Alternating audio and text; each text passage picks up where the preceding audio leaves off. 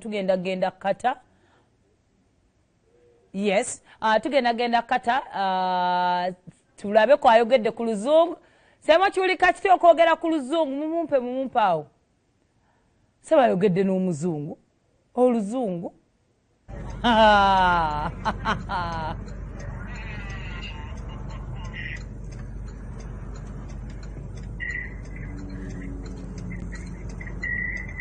Say more. Wanyu? Oyulira otya ng'oyogedde oluzungu? Abakozi batya? Ng'oyogedde ku luzungu. Nva kwogera luzungu temumpulidde. Onogambibwako kati? Nesima lwaki simu yamwe teri kiriya.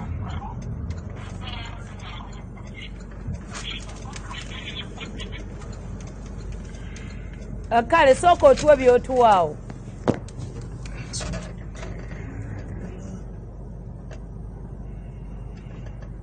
Sema akyali Qatar akyatuyisaamu ku ntambuza y'obulamu abantu abo ebintu byabwe babikola batya. Bwe tubiridde mu by'emizannyo awo ng'atulaga paalamenti y'abo abantu erimu ababaka 19 naye be ababaka 19 ffe tulina ababaka abasobamu 5. It is high time to compare and contrast. Ku bye bakoze n'ababaka abatawera 20 naffe abalina ababaka abasinga n'ababalonda obungi ku biki bye tukoze. Kansubire update yagenda kuba gituwa bulungi nnyo. Olwo nno sobola okumanya ddala twetaaga nnamba y'ababaka oba twetaaga ababaka abakozi abakolerera abantu baabwe. Semu abali ready mumpeeko bakama bange. Twongera kubanga tukyabalambuza mpola mpola kibuga Doha ne Qatar ng'eggwanga mu mbeera efaanaganako bw'etyo. Waliwo tubadde lino lyekkubo eririmaini eyandibadde lyemukozesa mu kucelebratinga emikolo gy'eggwanga, right? Yes. Kaakati wano we tulaga maaso awo yeyandibadde nga abakulu we batuula nga bali ekkololo. Si bwe kiri soko awo obunnyonnyolera nja binnyonnyola mbiso bye. Yandibadde kololo ye waffe. Era olaba mu kubo gano gazibwa. Ziteekebwako kwegandi ne baselebrati nga tanka ne baleeta buli ekiyitibwa nti nno kikozesebwa mu kuselebratinga. Era wabeerera ddala bize nga boolaba nti katolaba eri mazzi bafeesinga mu mazzi. Batula bafeesinze eno mu mazzi. Batula bafeesinze mu mazzi. Wabawo motoka esala. Naye mabega wali olaba mabega wakagundi kazimba ako. Wabeerera ddala bize ddala nga boolaba nti nno. Sajja banene banenge gye bakola sisitimu yaabwe. Era olunaku olwo olwa independence teba muntu akola. Teba kukola kuba kucelebratinga. Okay. Twogere ku mpulidde mu introduction ye ayogedde ku muwendo gw'ababaka ba parliament twogeddeku wali n'ebivaamu. Oli driver njaga tutandikire ku makubo. Amakubo niyanza nnyo okumbuza ekibuuzo ekyo. Amakubo ga wano challenge eriwo nti ne tuvugira ku left. Fabaffe we keep right mu Uganda. Right. So twafunamu ka challenge okuba nti nno twajja wano nga twamanyira kuvugira ku right. Naye twafuna omukisa kuba abamu bayilayo ova Kampala nga wakoze interview nti ogenda kuvuga wano bus oba emmotoka entono. Nga interview ogiyise ate n'otuuka wano n'ogwa. Ekyo kimanyi ne bakutika ne bakuzaayo. Wava Kampala ng'oli driver? Nina company awo bagita Graben Logistic Academy yan training eri awo Munyonyo. Sorry, eri awo Muyenga. Okay. Yan training era yankolera ddala ekintu ky'amaanyi senga saafuna training eyo. Sijja kulimba osanga saaniise. By the way, nakolera ddala bulungi era bw'ogenda mu record z'abadriver abayita amangu okufuna license ya wano.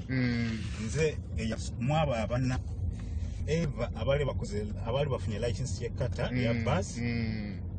mu kiseera ekitono ennyo walimu abo nalimu abo twali abantu bana bannayuganda ate eyasembayo okugifuna kyamutwalira omwaka mulamba wangi so nebaza Graben Logistic Academy started obusaini okumpa omukisa yali antrainingiza agenda kukola mu oil and gas naye omukisa guno bwe gwajja nanzikiriza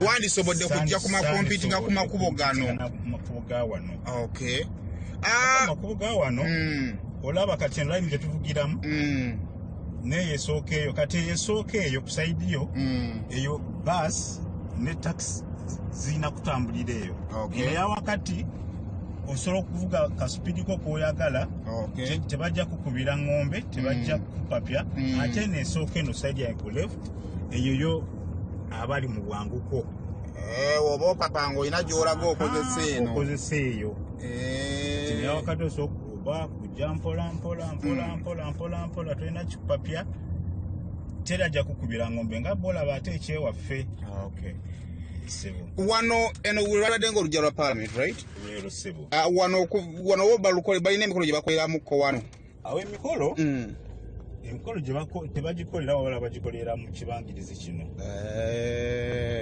emikolo egisigadde gyakuteeseza ggwanga matwe eggwanga lino eno weewuunyisa nti ababaka ba 19 basobola okuteeseza eggwanga nowosanga nti omuntu osobola okulwala nosasula nusu 10 ng'omaze okufuna ate treatment nusu 10 olwawo olw'Uganda wano ye 1 riyal ye riyal musobola olwani bakujjanjabira riyal emu wano olina okuba ne health card system ya wano buli mukozi olina okufuna omusaala ng'ogufuna ku akawunti yo ng'olina ATM buli mukozi olina okuba ne ATM kofunira omusaala tebazikuwa cash oba oli ki ne kasitoba ng'oli mukozi then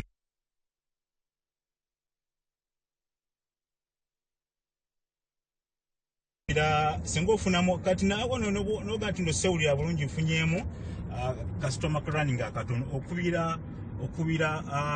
okubira ambulance nejja wano wooli nekujjako swiping tugita swiping health card in fact kati license ya wano kampuze emabega kubeerako blood group yo senga oba ofunye accident senga oba ofunye obuzibu bamanya blood group y'omusayi gw'olina okukola ki bamanya omusayi gwe weetaaga bakuterako mangu nnyo senga oba weetaaga omusayi obudde obwo okiwulira muganda wange mpulira ku sente mmeka ku nnusu 10 lwangambye ne bakukima wookoze eki wonna wooba oli twala mu ddwaliro paka wootereera lwala kati munange oliwo kati olanga muganda waffe ono Sami abadde wano akyaliwo oba naye nga bamusiibudde ye weewonye treatment yatutte 12,000 oyinza okikkiriza dyalo 2 batadde balina kale gundi ye yaba university oba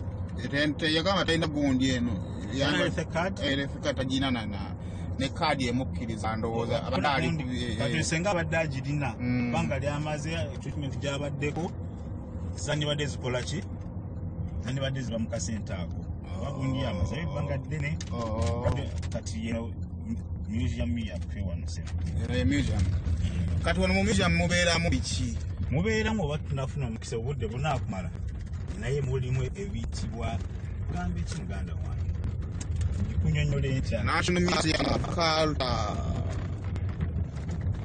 kunyonyolera mubeeramu ebintu byabwe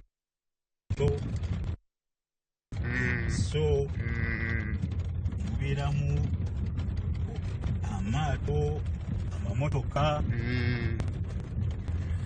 kati wali kukuba kye tubaddeko penalties ki ezikubibwa omuntu singa okozesa obubi noba tosibye musipi mulimu cameras senga watosibye musipi banasajja bano balina system yabwe tekuba bwalabye omusirikale ku kubo sina abasajja bwa bitojireeru bo eri kamera essensi kulabira nti no toyambadde musipi nesikirawo number plate yo ne bakuweerera message nti ekitundu bwekiti ne bwekiti wadde tosibye musipi oba passenger oba gwe eyo obutasa musipi bakuba penalty ya Rialo 2 kye muyita omukalafa omukalafa ya mitwalo 2 ate saka kutanda nojja okuba red light nga noyita mbitaala bakuba penalty ya milioni 6 wangi ezo bazijja ku kibakwita noziwaayo bakuweereza message ekitundu bwoba olimo olakkiriza ogenda ku police ne bakulaga video obudde bwakikoleramu enamba plate naawe nekusika bulungi nnyo face nga tulina wewegaanira naye lwakuba ekyomukiso mulungi bakuwa omwezi gumu okusasuliramu sente ezo naye ate si zonna singa osukka omwezi osasula milioni 6 naye batosusizza mwezi bajja kujjako obukadde 3 naye singa osukka omwezi okugeza emeka ekintu kyawaneeno kati speed camera yo ya mitwalo 6 naye senga oba okoze obwangu bakujjako nga tosusiza mwezi ojja kisasudde emitwalo 3 tugende ku acquisition y'emmotoka wano omuntu kimutwalira kyokufuna emmotoka kubanga almost wano buli omu alina emmotoka gyako ate mwatu wano emmotoka kyalayisi nnyo okugifuna kyalayisi nnyo tikuliko nti no tujja genda mu revenue ate bakyuse tinamba biki okikolera mu simu yo yes nokyusa ownership naye kyo bakukyajingayo emitwalo 2 mu dakiika 5 ku 3 emotoka ebezze mu mannya go naye olina okugenda ku police nokola ki ne bakuwa kali akalala akalaga obwananyini notekayo akakadde omuntu asobola kufuna emotoka kuva ku sente nga mmeka wewunye kati nemoka ogiraba eno olina 214 olifuna ku milioni 15 ovuga 214 ogifuna ku milioni 15 omutwalo ku kitundu ogwa wano ate yakatambula kilomita emitwalo 12 okitegeera muganda we saba obuzeewo ku bakulu bano Esabo, how are you? Uganda, Kenya. How are you, friends? Thanks for working. We are coming from Uganda, and we are going through Qatar. Okay, so you just want to go to the museum taking pictures? Yes. Because the museum is open at 9. It's open at 9. But you know you're African.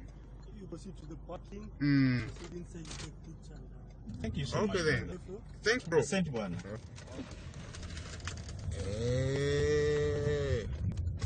Kitegedde muganda wange. Wano police tekunoonya ate wonye ekyewunyisa wano. Tebakwata mbu tolina driving license. Naye kakutande okola accident. By the way wano system ya wano teri motoka egenda mu garage gigolola ne bagigolola olina genda ne police report.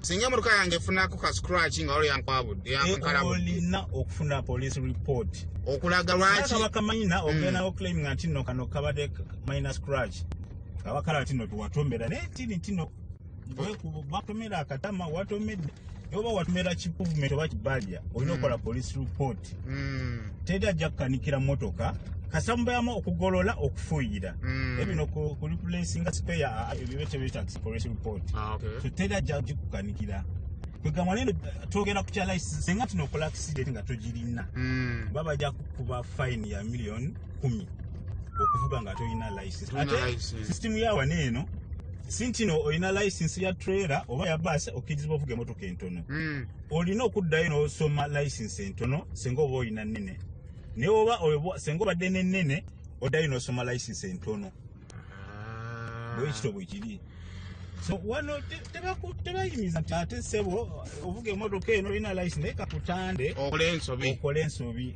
otomere bakutomere ne baba bakutomedde by the accident zano buli maina tebwetaaga kuyita musirikale mpoze ennene nga kubaddeko okufulumya omusaayi imagine singa omuntu ofuna accident omusaayi gufumye bakusasulira bagusasulira era kakutanda okola accident otomere omuntu akola ki avemu omusaayi oba ogenda kusasula sente mpitirivu kati tugenda from katono wano ndozanga wetumaliriza ate nzireyo mu studio tubale tubayisaamuko muno mwe tuli mu museum balinga owulidde omwami oli museum magigwawo ku ssaawa 3 eno zile ssaawa 1:59 I believe ndoza ye Ugandan time GM so tebanaggulawo naye tuli mu parking ya museum kale kakati ndowooza biyinza okubanga ebyaleero byebyo tubebaza okubeera nga ate mubaddeko BBS amakya g'olunaku olwaleero bigambo Logistic Academy netumirako kunalongo Alison netumira abaganda bange